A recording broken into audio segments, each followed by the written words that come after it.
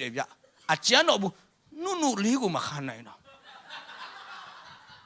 လူငယ်တွေသဘောပေါက်တယ်နော်အကျန်းတော်ခံနိုင်တယ်ကျွန်တော်တခါမှမဖြစ်တမ်းဘူးတဲ့နုနုလေးကို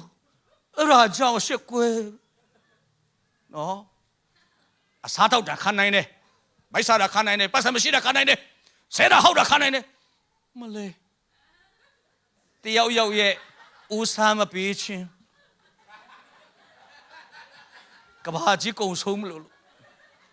ဘုရားရဲ့ခေါ်လင်ရှိသေးလို့တော်သေးတာပေါ့အထင်မသေးနဲ့ကျမ်းစာတွေပဲခက်တာမဟုတ်ဘူးနုနုလေးလည်းမလွယ်ဘူးအခါနဲ့ချိန်မှာအဲ့ဒါကြောင့်ခက်ခဲမှုတော်မှမော်ဒယ်အတစ်လာတယ်